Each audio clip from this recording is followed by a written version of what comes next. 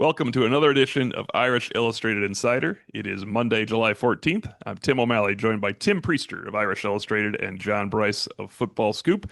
And we can't get past a weekend, guys, without a commit to Notre Dame's class, it seems, this summer, which is awfully good for the fan base, the football program, and podcast business. This time it was Nick Reddish, Charlotte Independence High School, and Priester reading your film review and kind of talking to some other people on it. I think there's a lockstep where Nick Reddish might fit in terms of his filament fit at Notre Dame. Yeah, and again, I mean, how many times have we said it? I even made a reference somewhere, I think maybe in the Jalen Stroman counting down that, when it comes to Mike Mickens, it's like, turning water into wine for him. He does that on a regular basis. But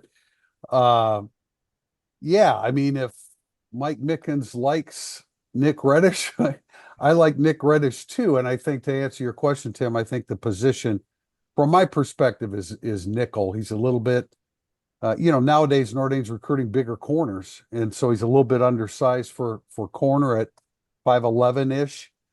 But man, he'll knock you into next week. Love his physicality, love his quickness and his speed. There are multiple instances on his highlight film where you see he's defending on another part of the field and somebody springs loose against a teammate and he can run them down from behind. So, the big question is he missed his junior year with a knee injury.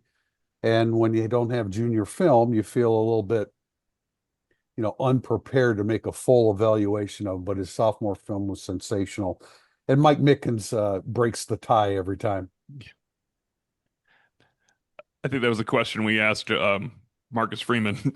If you're worried about a prospect, if you're not sure, does Mike Mickens break the tie? I had to couch it to, do you listen to your position coach? But I really meant, does Mike Mickens break the Yeah. tie?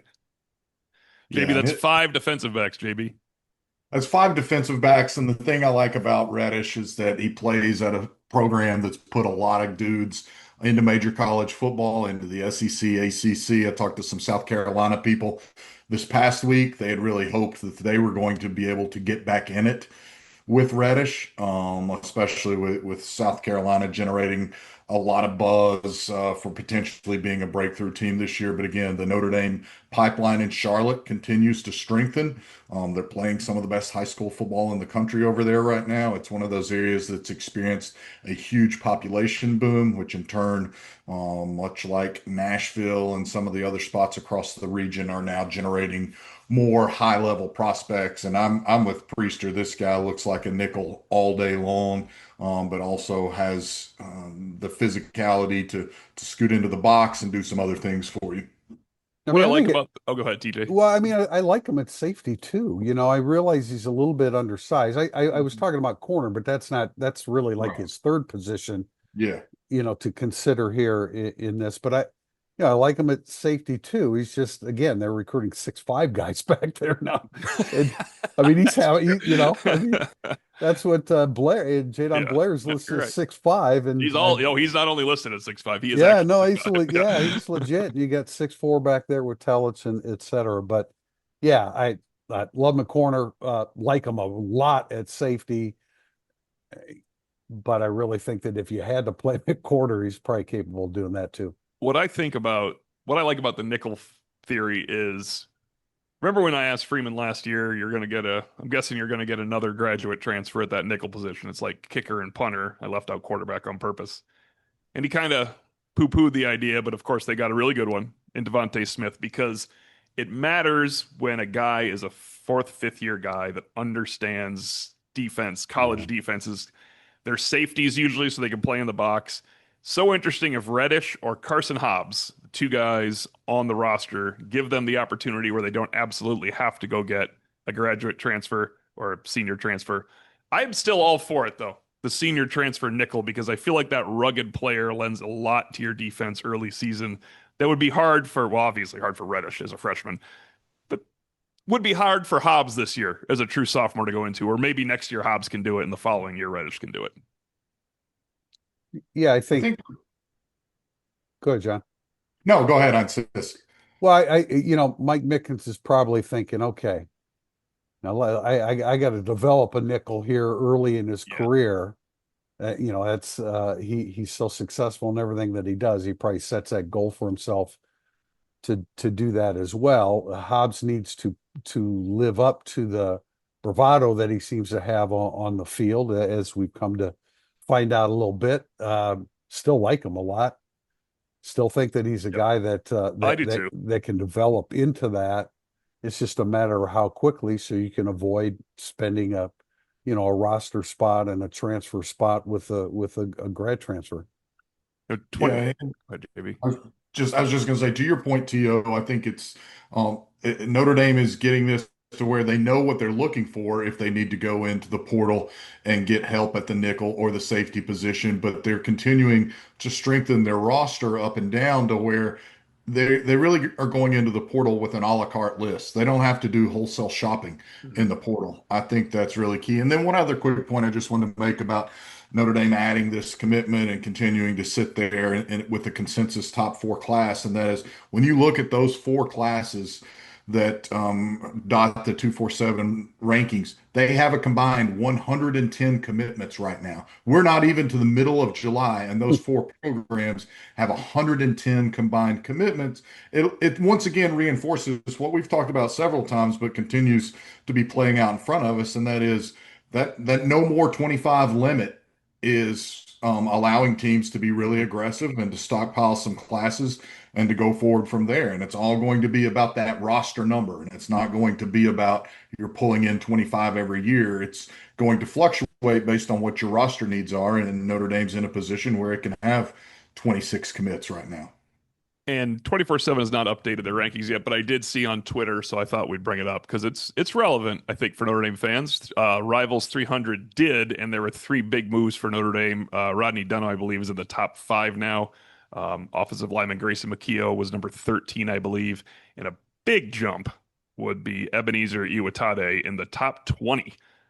Tim Priester. I mean, I know we like his upside, but that is a massive jump. And whether someone's right or wrong, put them somewhere in between the top 20 and top 150, and it's still a very big bump. Yeah, no way I put Iwatani at that level at this stage of his career. Grayson McKeo, absolutely. Yeah, I mean, I think he's sensational. He's got it all. I want to see Rodney. I mean, I agree with Dunham too. yeah. He's a sensational prospect. Really looking forward to seeing his senior year where he can dominate even further than what he's already done on high school level.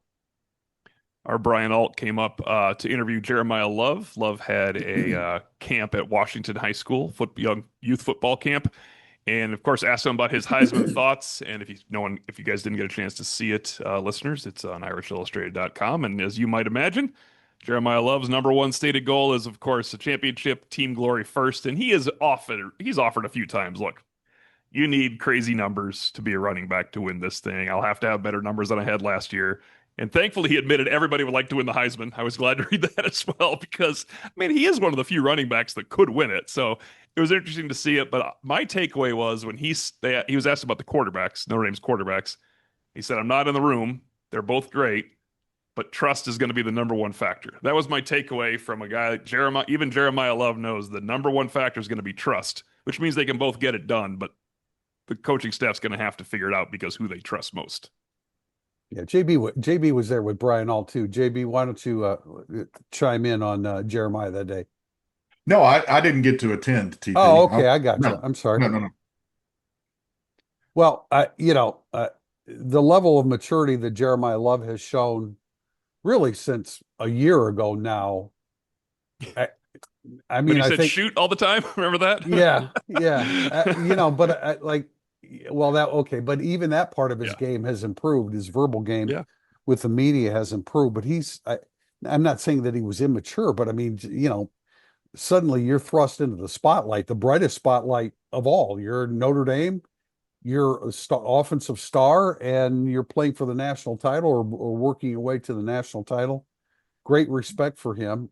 Bringing up Brian Alt, yeah, and getting back to your previous point, Tim, Brian Alt, Eric Thomas, they're in a position where essentially Brian Alt's writing about 2027 guys now. Yeah. Yeah, that's Right? nuts I in mean, July yeah, of 25. right. Yeah. So we're talking about December, we're like, It's the running back replacing the guy that replaces Jeremiah Love, maybe the other one. The next time you write about a running back. yeah, JB, you've been around Jeremiah Love though. What are your impressions? Just super well put together, physically, mentally, on and off the field, the way he handles things. He has a great perspective. I think that he's a complete culture buy-in. Sometimes you see these star running backs or wide receivers, and all they worry about are getting the ball. And Dean McCullough, I think, it has a lasting impact on these guys because he coached so long in the NFL and he won a Super Bowl and he was with the Chiefs and now he's back in the NFL. And those guys really bought into both his methods at Notre Dame and the fact that you want as much tread left on the tire when you get to the NFL as possible because it's running back is one of those positions where it's hardest to get that second contract. And so I just like the way that Jeremiah Love presents himself. He's very unassuming to be one of the singular stars going into the 25 college football season. I think he's done a great job of following Marcus Freeman's lead. I think when you hear Jeremiah Love talk and say the things that he does and defer to teammates and things like that, that starts with Notre Dame and then it's totally emphasized by a coach that really gets it in Marcus Freeman.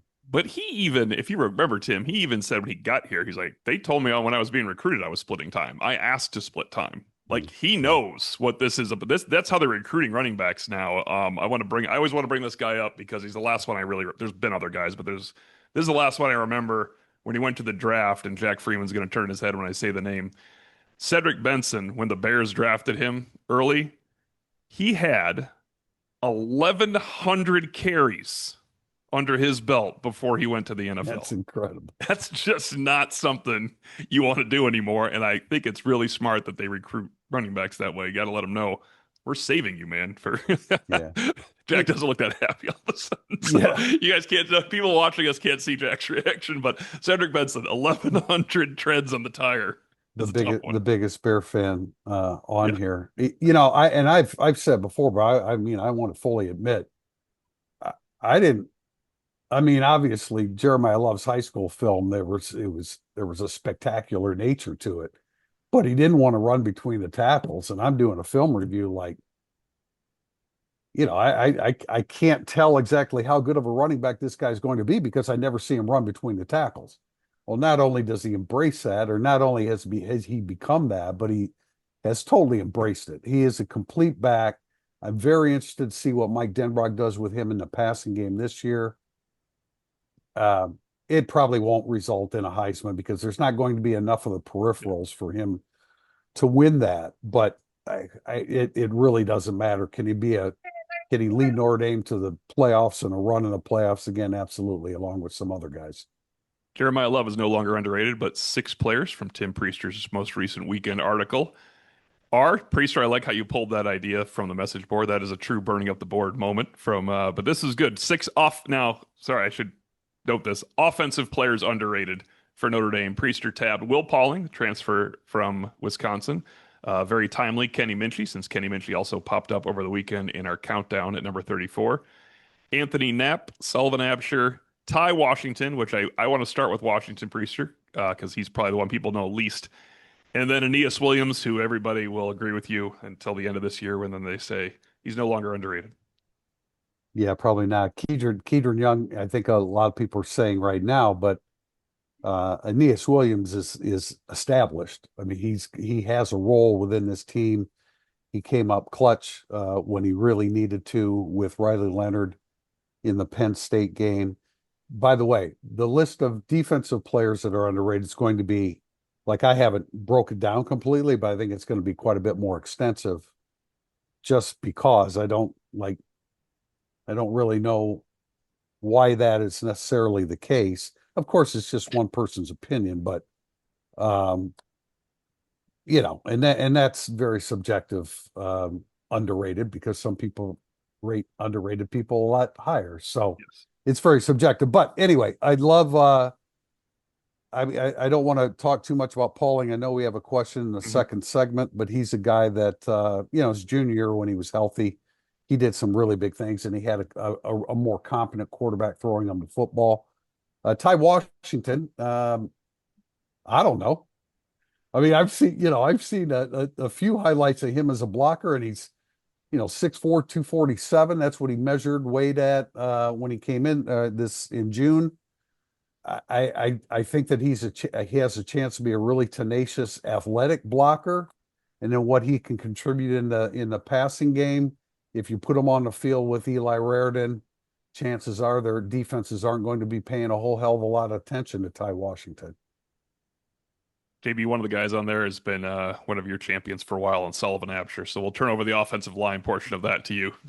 Was that the original meme? You talking about Yeah, Sullivan Absher? Yeah. I think it was. Yeah, kudos to whoever dropped that one last summer. That was well done, or maybe it was summer before. I don't know. I can keep up with it at this point, but look, they're obviously going to have to lean on Absher very heavily, especially earlier in the season with the injury to Charles Jagasaw, who did make it back to South Bend, I think about 6 days ago, Tuesday or Wednesday. He returned back to South Bend after having the surgery out in Wyoming. But Absher is a guy who's cross-trained at center. He's like one of the largest players on the team, both in height and weight, physicality. And I'll always defer to people who are a lot smarter than me, especially inside the football program. And it's been stressed to me that Sullivan Absher could probably start for 80 teams across college football right now. That's a huge number. And I believe that, JB. I do. And I'm interrupting again, I apologize, but I saw some people talk about, oh, he's Josh Lugg. I think his upside's higher than Josh Lugg's. yeah, I think so. I think Lugg really maximized all Yeah, that he I could agree. do for Notre Dame. I don't think we've seen Absher get that opportunity yet, but Absher, again, I defer to people on campus. People on campus think he'll have a shot to play in the NFL as long as he can stay healthy. Would you a little bigger, maybe Christian Lombard before the back injury? Tim could play guard and tackle. Remember, Yeah, Absher was working at left tackle a little bit too. I mean, he's not going to start, but he was a reserve left tackle. right. He was a reserve left guard. He played right side when he was coming in to fill in during the season, and of course, he was being groomed as the center in case Craig didn't make it back, or as the backup center, as it might be. But I love the versatility. But what I like most is when we interviewed him, he carried himself like he expected to win a starting job, even Yeah. with Ashton Craig coming back. And it wasn't at guard, it was at center. He was like, he's a transitioning guy that seemed like, yeah, no, it's not Yeah, all backup duty. but I'm here to compete. yeah, It but he was, did, but he offered it, I think, in a fairly humble way. It's oh just yeah, like, no, this but is right. I yeah, mean, he wasn't like mad at anybody, but he didn't seem like he's like, yeah, I'm the guy just in case. That's what I'm yeah, working on. you hate to, I mean, part of what you hate about the Jaguars injury, and there's a lot of things they hate about it, but the main one as it relates to Absher is that he could play any one of the five positions. So you lose a guy like that coming off the bench, it's almost like losing one and a half or two guys, or three, I guess, if you He count is three now a different guy you positions. can't, yeah, that now they're hitting that attrition point, and a lot of people have pointed out, of course, because now it's time to point it out. When you lose three interior guys in Coogan, Pendleton, and Spindler, the next injury kills you. No doubt. Following But injury would be the that's bridge too far because you that's can't. life in college football in Oh 2025, yeah, man. Everybody else is maybe not to that extreme where yeah, you've now lost, four interior offensive right. linemen with Jagus coming back at some point. But who else but John too? Anybody else on the offensive side that you would, if you were doing the most underrated, that you would have included? I mean, I tried to be really open-minded about it. I thought about Well, Faison a little bit, I but don't think I don't Faison's really underrated. know. I don't think Yeah, he's underrated. no. Um, I don't know if Anthony Knapp, just for what he did as a true freshman Well, last yeah, year. from the perspective, John, of I think a lot of fans are trying to replace him. They're trying to push him Yeah, inside. yeah, They exactly. want Lambert in. They want Will Black. Nobody's seen Will Black in the damn Notre Dame uniform yet, and he should be a starter. I love that. I can't have. I mean, we could break down high school film, but how can you know? I can't know until I see him on Notre Dame Yeah, practice Lambert field. wasn't an option for them last August, so that's a fair comparison, Now, right? Tim, remind me again what the time. Yeah, I know you did. I think you did the last podcast. Remind me again what the timetable is for Lambert. He was back working in August, so I don't think he's going to hit the ground Okay. running and beat out Anthony Knapp Okay. at left Okay. tackle. But yeah, he's ready. 4 months, just like Jagusa was 4 months. I know no two injuries are the same, but it was the same injury. April 5th should be starting off August 5th. If you're looking at that in 4 months. Now, I don't think Jagusa when he came back would have started like the next week after the USC game. I think he needed that extra month too. Remember, he was No put on the doubt. two deep. We're like, oh, he's on the two deep, really? Right. And his first game His first game was Penn State. was Penn. No, didn't he Penn State. play? Didn't he play um kick teams Against Georgia. against Georgia? I thought he got a little specialist I action against. think Tim. He I think played. if you check Yeah, Checking right the now. playing Well, he chart, did. He I played think against Georgia. okay. He played on teams Yeah, like but field your goal kick. Yeah, right, but point taken, T.O., that he needed that extra time before he was ready to do what he's yep, a he did. he's a He got mutant four though, snaps against man. Georgia. There we are. Yeah, but that's January 2nd. Yeah. He's so Lambert back competing, but not Lambert. Oh, look, he's over at left tackle competing right now with Anthony Knapp. Anthony Knapp has 15 starts, and he would have had 16 if he didn't get Yeah, and hurt. John, that's why I say underrated. I mean, I think we right. all understand he started 15 games for a team that played 16 games and played for the national title. He obviously is way better than anybody anticipated, but I think a lot of fans are always trying to edge him to the inside, which is all things being equal, probably ultimately his best position. But he did a hell of a job. Some people say he was a poor pass blocker. There were moments where he was because he was a true freshman, but I don't think that he was a Yeah. poor pass blocker. He did an amazing job against Nick Scorton. And then, along the way, 16 games, there's going to be times where he struggles. They're going to have film on him and they can counter what he does. All right, I have one more question here for you because we're all journalists and our job is to rank things and what goes up must come down. Okay? One name, in your opinion, who have you overrated on Notre Dame's offense?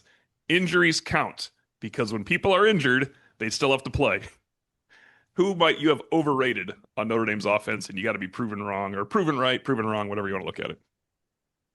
Well, I haven't thought about this, and you probably have somebody in mind. No, So, I just wrote it down oh, because you we have don't. underrated lists. We have to have overrated. You can't be all underrated. I would say I have Jagusa at number 3 on the team. He's played 2 games and 5 plays on special teams. So I might have overrated Charles Jagusa. Maybe, but I think we're all right that he's a mutant when he's healthy. One more underrated, Jabron Payne for sure. That's fair. That's he's fair. not even I bad. thought about that, but I didn't include him because where is he on the depth chart? I got here? one more, Tim, and this you guys are gonna balk at this because we watched him play, and the first thing I said during senior day was Notre Dame has to go tamper with that guy and get that guy on Notre Dame on the football team. I saw Malachi Fields listed as the 3rd best receiver in college football. How about maybe he's just a really good wide receiver? Yeah, I don't think he's that, but I think he has a chance. He clearly has a chance to be the Sure, best but- wideout at Notre Dame and great houses. JB, you've been Yeah. on that bandwagon. I understand he played outstanding football against outstanding football teams at the end of the year. I just want to see him pick up where he left off and show consistency from the start of the season. Probably unfair of us because of the dramatic transition, but I certainly was guilty of overrating James Rendell going into last Oh, yeah, season. we did. Yeah. I just thought he was going to be a real field flipping weapon. And now he stabilized field position for Notre Dame. It was oftentimes like my golf swing, incredibly ugly, but it was effective. My swing's not very effective either. I would, for me, I would say Billy Schrauth. Not that he's playing bad football, but I think Yeah. I expected him to be a star right from the beginning, and he's Yeah. been good. it's taken him a Injury. little bit of no doubt. No doubt. You almost feel bad saying Raritan because this is his. Okay, if Raritan doesn't pull through this year healthy, then we overrated Raritan. But this is the chance for Raritan to make good on Yeah. everything we have been waiting for. Yeah. He would be in that conversation if not for what he did the back half of last season, in my opinion. He really came into his own and became a much better blocker, and then had the beautiful touchdown reception at USC that was obviously crucial. So Okay, what goes up must come down, Tim. If we underrate, we got to overrate. That's how lists work. That's why every time on the countdown they say this guy's way too low, I like to say, why don't you tell me which student athlete you would like to rank differently? Because that is part of what we do. Looking to upgrade your wardrobe? Founded by Notre Dame alum Go Wang, you've seen ESQ's custom clothing on the player walk and all of your favorite players and coaches. With more than a decade of making the best bespoke clothing available, ESQ will help you look and feel your best. From a perfect fitting suit or sport coat, shirt or bomber jacket, or that perfect tuxedo for wedding season, check out esqclothing.com and book an appointment to upgrade your wardrobe today. Mention Irish Illustrated and get 10% off your entire purchase. That's esqclothing.com. We'll be back with segment 2, Burning Up the Boards. Segment 2 is Burning Up the Boards. We start with a question from Matt McCarthy. Is part of Notre Dame's recruiting success a result of doing a better job of vetting prospects? I suspect that before a prospect schedules an official visit, Notre Dame determines if they're a true fit for the school. If they check all the boxes, Notre Dame will offer a healthy NI deal. Is that the case? I think this certainly starts. That's a good question, Matt. I think this certainly starts with having a head coach who has let it be known he wants to be the top recruiter on every single person. He wants to know everything there is about every single person. I would also further add that I think a huge element that is continuing to bear fruit for Notre Dame is that they've expanded that department in recent years. Chad Bowden pushed it forward. Now they brought in Mike Martin. They've got Matt Jansen, who is deep NFL experience, and as I've noted before, is the guy that Marcus Freeman has called his secret weapon. But he's got that NFL perspective. Now Mike Martin has that NFL perspective. You got Carter Allman, who bleeds blue and gold with the depth of heritage that his family has on the Notre Dame campus. I think all of those things are paying dividends to it. But I would point that Notre Dame has expanded that department, expanded personnel, and expanded the people who see it. They've expanded even the analysts. When you talk about Biven, both Biven brothers work there now, but Harris is the one that's the senior offensive analyst, and he does some recruiting. I saw one of the recruits recently talking about him. You got Javon Codlin, that I had an agent in LA talking to me about Codlin recently, about how he thinks that guy's an absolute star. And so I think that you've seen Notre Dame make some real smart enhancements, and because of that, I think you're seeing Notre Dame have a greater depth of knowledge. Again, it starts with Marcus Freeman at the tip top, but I would point to expanded resources helping Notre Dame truly drill down to every level. And then you got Anthony Tresh, who's their analytics guy. He meets a ton with Marcus. You don't necessarily think about that from a recruiting standpoint, but Tresh looks at these guys, their prep film or their portal film, what have you, and is I would think the portal film would be great for Trish, right, JB, where you get some exactly. analytics involved into it. Exactly that. So again, I think it's hopefully I'm answering Matt's question, but I really think it's a combination of those things. You start it with Marcus Freeman, but there are more resources being devoted there than even what Notre Dame had 4 years ago. I got a text last week just about Notre Dame's. I mentioned Notre Dame's recruiting. This person that's connected said Carter Allman's incredible. That was the text return. I was like, man, they're really on a roll. Carter Allman is incredible. So that is, I know JB's been telling us for a while, but it's good to hear from somebody else too outside the program, or I'm sorry, inside the program, that is saying something along those lines. That Yeah, and I think we had a question. It might have been Thursday or Monday of last week about why is Notre Dame ranked where they are, and doing what they're doing, and being it's all the people that JB just mentioned. it's And always collaborative now. You can't have one person doing these things. No, absolutely not. Absolutely not.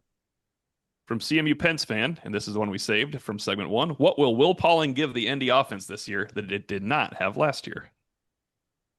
Um, I, I said it several times on podcasts. He's a volume receiver. He caught 74 passes during his junior year in 2023 when he was fully healthy. He's a slot guy. He knows he understands coverages. He understands how to position his body against defenders.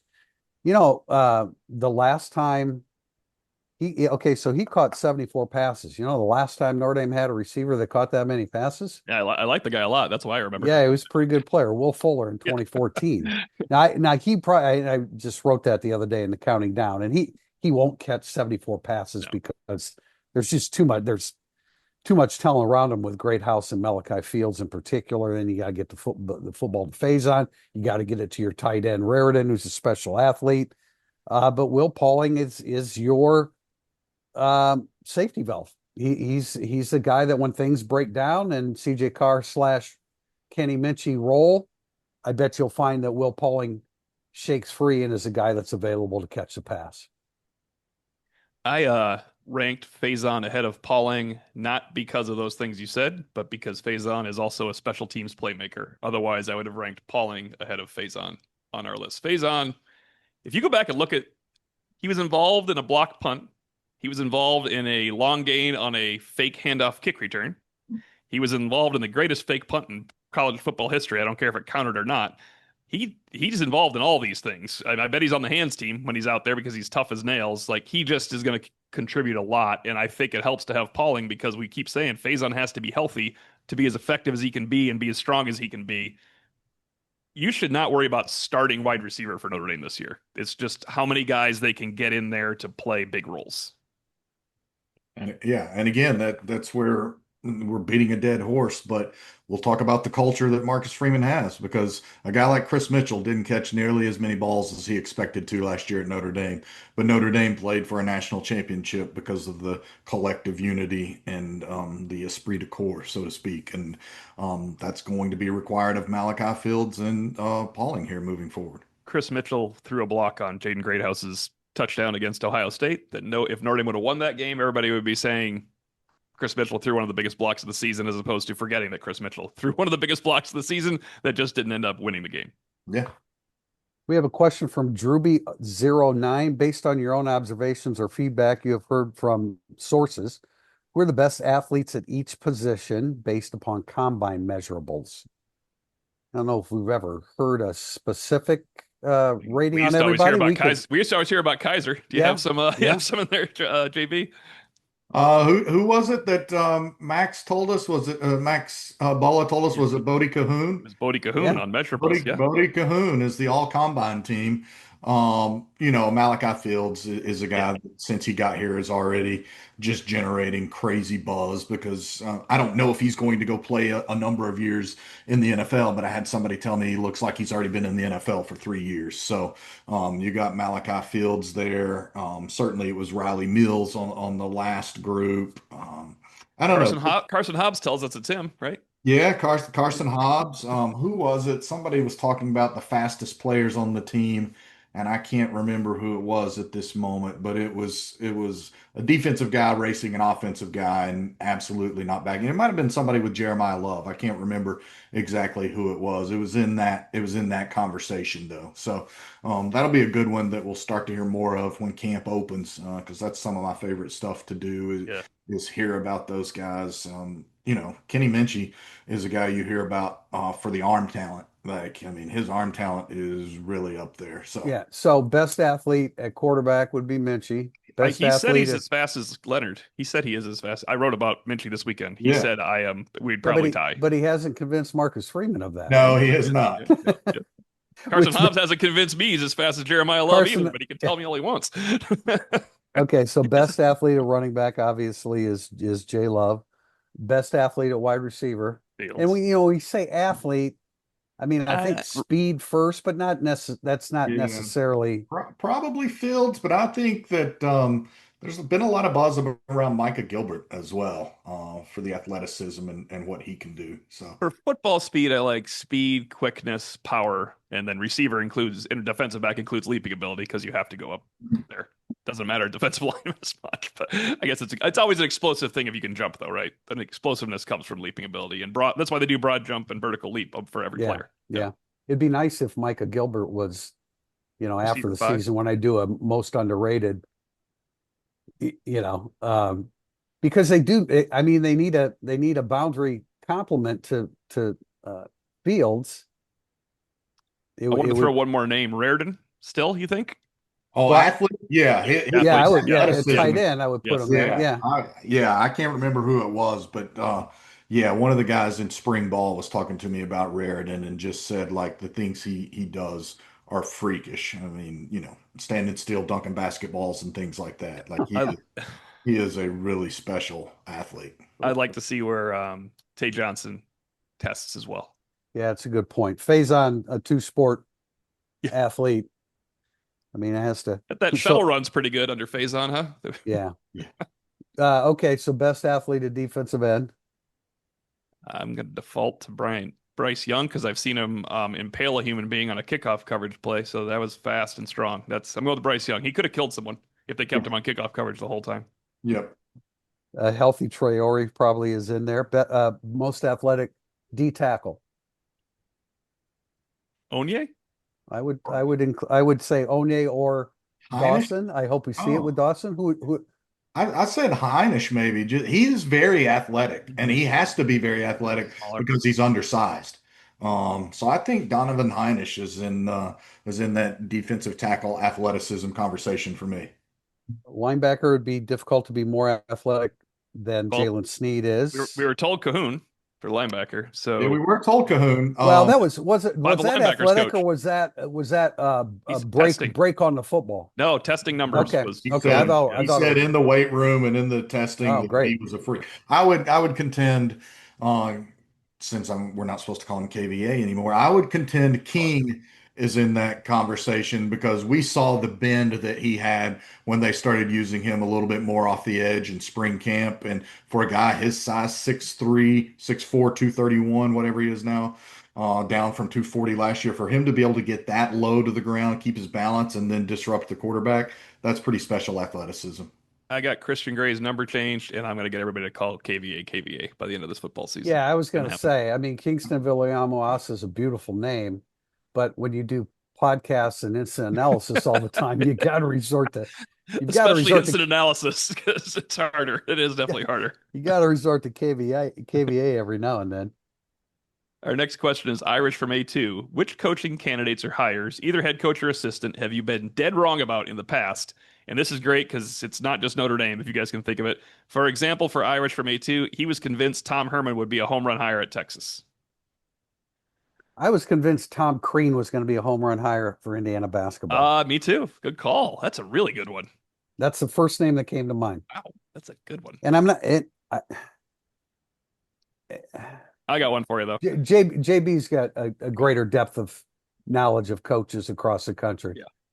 Yeah, I would agree with Crean because he wanted the job so badly. It meant a lot to him. He really he didn't fail for lack of want to. And I think there are coaches out there who fail because they get the payday and then they don't continue to stick to their North Star, to their compass point.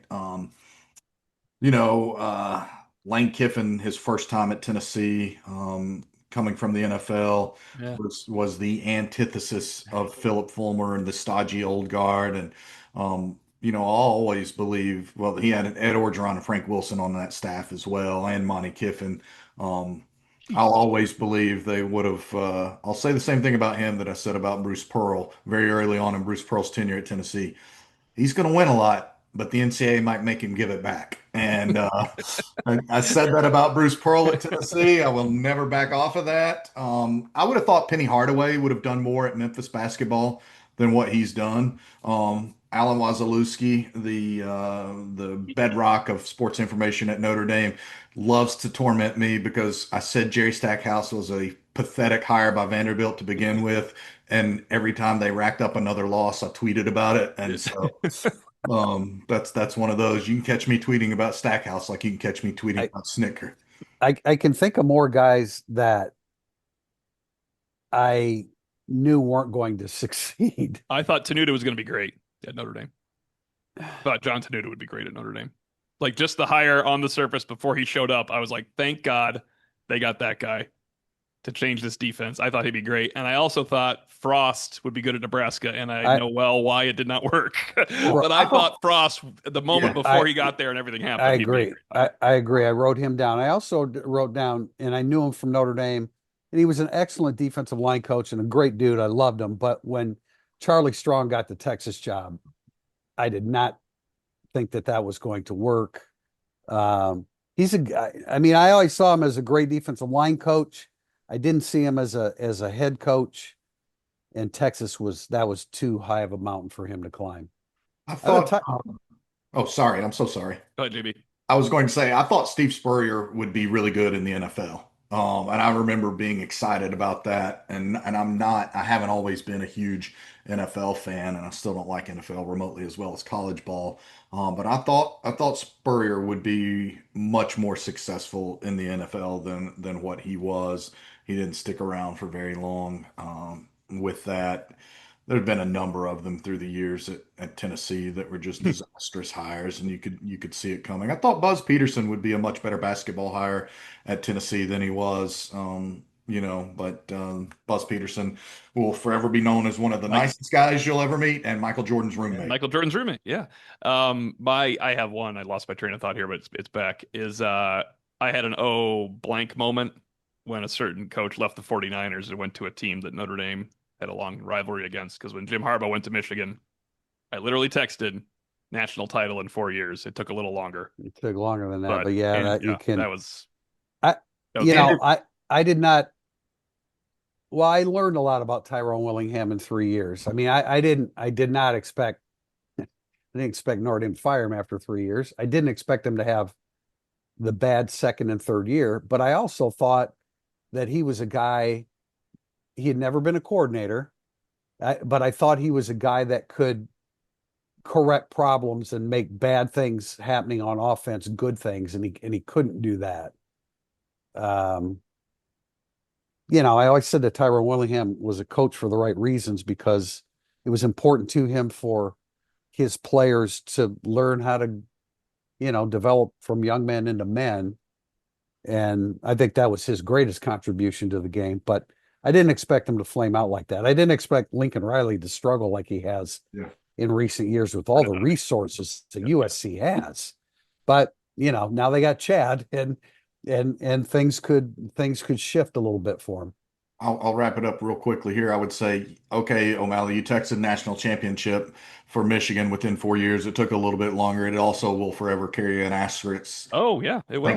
Thanks to But he Connor was a hell of a Stallion. coach. He was a hell of a He coach at was. He Michigan. was. He had an iron will about him. Great point on Lincoln Riley. Now USC has lagged in a lot of physical resources, and their facilities are very behind the times. They're addressing that, but they've never lagged on talent. And so you make a great point in regards to that one, TP. So that's kind of that's where I would put probably the bow on both of those. I was trying to think about. I'm surprised Hugh Freeze has struggled as much as he has at Auburn, that he's in a win or else season this year down on the plains, because I've known Hugh for a long time, all the way back to like Bethel College in Tennessee. He had a 10-win season by like the second year everywhere he's ever been, including Ole Miss, which is not easy to do. So those are a handful. That's a fun question. I like that. It is a fun question, and I like all of our days are busy, and we don't have as much time to research every question as we would like to every podcast. But I'm sure our Irish Illustrated subscribers will have some names. So go to the Four Horsemen Lounge and start a thread and have at it, because I'm sure we're missing some really, really obvious ones. Bob Davy, I got that one right. Well, yeah. Two-parter from VA Doc 88 and then Shibe 43 with a follow-up. VA Doc asks, help settle a friendly board disagreement. True or false? When healthy, Jagusa will be inserted into the lineup regardless of how well the O-line performs without him. And Shibe wonders with a similar question that he mentioned last year with Wagner and Fisher, but now with Jagusa at right guard. What's your confidence depth can provide a good enough starter to be on par with someone like even Spindler, who they lost? Let's take the first part. Let's say Notre Dame is 6-0, but there's room to grow on the offensive line. Go ahead, TP. Yes, he re-enters the starting offensive line, and Absher's not happy about it, but he's right there and the next man in, and he's proven, and they won't hesitate. He might have to be somewhere else by then. Yeah. On the line. No, he might have to be at center or the other guard. Yeah. Right, exactly. Yeah, I think Jagasaw gets reinserted immediately as soon as he's healthy and they feel like he can, and especially if the timing works to where maybe they're coming off an open week and he's got 2 weeks where he's full go and has a little bit of extra time to prepare and be reinserted into the lineup. And that way they have extra practice time to get used to That's that, that that's a good point. chemistry is so big on the offensive line. Yeah. I How mean, about it? there's a guy that continues. I had somebody from ESPN recently reach out to me asking me how good is Jagasaw, and like his draft stock is really starting to bubble up. You heard about Emil Wagner, and Charles Jagasaw. Those are the two ND guys whose draft stock is really starting to percolate right now. Um, As it relates to Spindler, I definitely think that Sullivan Absher is going to be a better player than Spindler. And God bless Rocco Spindler for the positive contributions that he brought to Notre Dame. Sullivan Absher is a better football player. Imagine if you had said that when Spindler was a freshman as opposed to a fifth year, and people would have just eviscerated you for saying that Spindler wouldn't be the best Yeah, player in well, the world. wouldn't be my first evisceration. Nothing like a guy that's never shown his faults, right? Those are always the best players on every message board that exists in the world. From M. Todd Ford 45, what single position battle, single, are you looking forward to most outside of quarterback? Great question, because there really is only one. Is that why you're emphasizing No, single, I Tim? just want us all to have one position Oh, battle. Yeah, one. yeah. Well, I mean, it's the safety opposite Schuler. I think they'll rotate enough where I don't have that in my. It's on my radar, but I don't have that as my choice. What's your choice? I think they rotate so much at linebacker, safety, and the defensive line that the lines are blurred. Not Schuler's going to have more snaps than the other safeties, but I'm saying you see those other guys. There's so much there. It's got to be on offense, and I just think it's the fifth receiver for me. If it's not Micah Gilbert, that speaks more.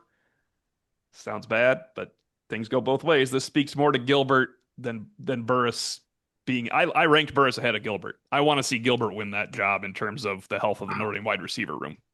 I want to see Gilbert jump up and be the fifth wide receiver. Yeah, I think the best competition, honestly, is collectively at receiver behind Greathouse and Fields. And you got Pauling in there, who's very proven. Um, so those three, but then I would contend, Faison has flash, but he hasn't stayed healthy. Can Gilbert rise? Burris was a very pleasant spring surprise. So I like that. I like those battles. I would contend they're battles for 4, 5, and 6 wide receiver for me. Interesting. Yeah, I've You always know, put it at five. Yeah. when I think of Micah Gilbert, I put him in the same classification as Jaden Greathouse from the standpoint of knowledge of the game coming out of high school. So I mean and Greathouse hit the ground running right away, scored 3 touchdowns his first 2 3 games or whatever it was. I think Gilbert has that ability too, but he's got to stay healthy and he's got to take a step up now. They need him now. They need him. They need him at the boundary. Yeah. Not that Fields is going to take too many snaps off, but they need him now. And I think his background's pretty extensive and pretty diverse for him to be able to do that. You know when Fields might need some snaps off? When it's 90 degrees in Miami and 96 degrees when A&M comes to South Bend, because you do need a couple snaps off when you're playing those games. And whatever happens in Arkansas, I know Bryce has scared all of us what the weather's going to be like that day in September 26th. I just have not scared you. I've tried to awareness you. That's a no sport code day. It's no sport code for 3 of the first 5 games. It sounds like I make polo shirts. Yeah. Well, I have tons of polo shirts you want. I can now say thankfully that my trip to Fayetteville is set. So nice. There you go. I'm confident that I'll make it there now. Because all roads do not lead to Fayetteville. They do when you book in last September. That's true. Also going to Fayetteville, I think, or I'm just guessing, is Dylan K. Link 123. For Notre Dame to make another college football playoff run, who are your 3 players that would be a reason why, outside of the obvious, which are Jeremiah Love and whoever QB1 is? Let's all do one player. JB. Oh man. I guess I would say, boy, that's really. I'm going to cheat. If you want me to cheat, you want to go first? Yeah, go ahead. Jagusa. Back in time and they make a run. I was trying to right player of the team, man.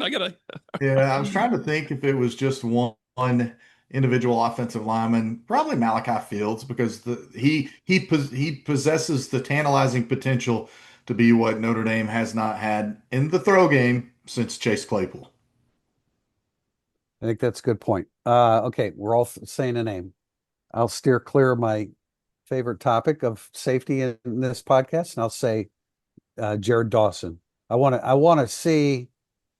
Look, Jared Dawson has a ton of tools. He's listed at what, 288? Is that what he's listed at? Now he is, Uh, yeah. he has a ton of tools. Now we need to see him make plays because he didn't make a ton of plays at Louisville. He was influential. He probably helped the people around him to make a lot of plays. But he at 288, he's going to have to make plays. I'll cheat and throw out a fourth. Noah Burnett. I Oh mean, yeah. look, how critical was Mitch Jeter last year? So I think Noah Burnett, if you get all ACC 19 of 20, Noah Burnett, who I think I just wrote has 149 career points or something. Or maybe no, his next made field goal will maybe be his 50th made field goal, something like that. Like I go Noah Burnett. If you go Notre Dame's kickers, I know there's an injury between the end of the A&M game and the beginning of the playoffs last year. Notre Dame's losing 3 games in the regular season. Right, 3 for 12, 3 for 13. There was miserable kicking. They're going to have closer game. It didn't matter because they were missing kicks when they're up by 31. You can't have that this year. Noah Burnett's a good one, and I'm going to cheat too. Bryce Young. He could be so good. Why is that? That's not cheating. He could be so good, Bryce Young, and as a sophomore. I mean, I think he definitely will be as a junior. What if he is that good as a sophomore? That's a different situation. I'm next. I believe I'll go Devontae Smith because I think that he's a really a chance to be a two-way guy for them. We know he can be really physical in the box. I want to see him as the season goes on, in coverage. I think he can handle that too. And we seem to be picking grad transfers. Some of these have been. No, I mean they're they're Yeah, important. my picks have been. Yeah. It's mattered a lot. Last year mattered quite a bit. The grad transfers were awfully good. Yeah, I mean, I think if Jalen Sneed doesn't have a great year, I think they can compensate. Yeah. But it sure would be great to see Jalen Sneed at his best. Let me put it this way: we've seen him at his best, at his most consistent is what Chris Ash will be looking for. You get that question, Yep. Tio? From Terry Benedict. Yeah. How many positions on the team are legitimately up for grabs heading into fall camp? And I think we have to include. I want to harp on we don't need to neck down 22 starters at Notre Dame because they had 50 guys contribute last year. So how many positions, Tim, are up for grabs where you think this position is going to have someone emerge to be a guy playing against Miami and A&M? Yeah, well, my mind is set on saying safety. You could use opposite safety. You could use Schuler, safety. We'll move around. Yeah, I'll start with that. You guys jump in. I mean, for me, I think I kind of just said it. Like it's the 4, 5, and 6 wide receivers for Notre Dame. And then if Burnett is back healthy and that's he's your specialist and you feel really good about it, then can the young kid come in and take over kickoff duties and sort of run with it from there? Those are just a couple that I think about. Like when you have a question like this, and when Notre Dame has so few questions, I try to look at the finer point details and see, what are we not thinking about, but that Right. could be critical over the course of this year. And those are a couple of elements that stand out to me. James Flanagan at tight end. I mean, is he going to be ready to play? Is he going to push Ty Washington? Is Ty Washington going to come in? I'm kind of blurring the lines here a little bit. Just No, you're thinking out not, loud, because but if they use James Flanagan against Texas A&M, he has taken a position. Because remember, last year they played 20 guys against Texas A&M. They played 19 or 20 against NIU, and that was not the plan going into that game. I mean, it didn't expand until you started winning. If you see James Flanagan in there, even A&M, if you see him against Miami, you go, oh boy, they must love this guy, because that's well, and it happens fairly frequently at Notre Dame with true freshman tight ends. It's happened a lot, and he's Jim Flanagan's son. I have a lot of confidence that Jim Flanagan's son is now a tight end at Notre Dame. I'm really, really interested to see Ty Washington. I think he might be, him and Stroman are the two biggest unknowns, I think, for Notre Dame fans. I know Fields wasn't there in the spring either, but his reputation kind of precedes him a little bit. Washington is not. Kevin Bauman. I mean, is Kevin Bauman,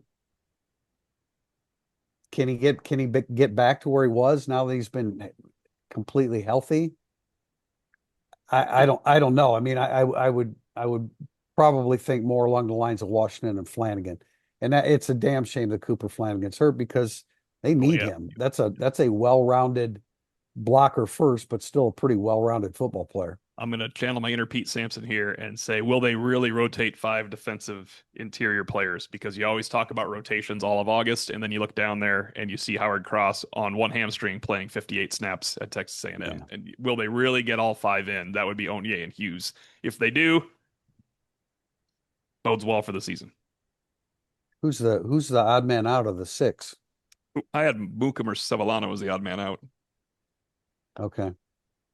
Well, you have Heinisch, Anye, Hughes, Dawson and Dawson, Rubio. yeah, those are the 5 if they all play. Okay, yeah, Mukum would be 6, and we've seen what he looks like this summer, and it's his 3rd year in the program. It should be time for him to make a significant move. But I've said this before on podcasts this summer. I just have my doubts about whether they truly are 5 and 6 deep at D tackle. If they are, we're doing podcasts about the next game in the middle of January. Right. Final question. Troy Murphy GOAT. All of you have been to a lot of road games covering college football, and I know you guys go down on the field before kickoff. Can you give us 2 to 3 times or more if you want when you knew before the kick that it might not be a loss for Notre Dame or the team you're covering, but it was going to be ugly? You've referenced Louisville with Hartman a few years ago, and of course, Tim Priester and I have referenced many times Michigan in 2019, so we try to steer clear for those. We have a better reference, but I want JB to go first. Yeah, well, I mean, the Louisville one has become synonymous on this podcast with that. I'll point out, I told you guys on the turf inside the Sugar or the Superdome before the Sugar Bowl that I picked wrong. That Notre Dame was getting ready to work Georgia, and I really felt that. I said that to you guys on the field. I think I said that maybe in instant analysis. So that's one. There were a number of games. Tennessee at Florida has been such a mental hurdle for Tennessee. And there was a year, maybe in 2012, where the Vols seemed super confident and going down and then walking the field before the game. I was just like, this team is not beating Florida. And that wasn't a really good Florida team. I think Muschamp was the head coach then, but they just had Tennessee's number, and that stood out to me. Maybe it was 13. I can't remember. Yeah, probably must have been 11 or 13, one of those 2 years. So those are a couple of really recent ones that stand out to me. Then Tennessee at Cal in 2007, like that place was frenetic, and they were frothing to get their hands on an SEC team. And Tedford had them cooking, and they had Marshawn Lynch and Deshaun Jackson, and Tennessee had too many high numbers and slow players on special teams. Tedford's a good coach, or was. Isn't he having health issues? Yeah, I thought Tedford was a good coach. I mean, there's only so much you can do at Cal. Tim, you and I have we talk about Michigan and we talk about Louisville. You and I have one where we were on the field before the game and we knew there was no way Notre Dame could win the game. Do you know which one I'm talking about? Alabama? Well, because if you're not talking about that one, okay, I'll put it in the same category, but that was for the national title.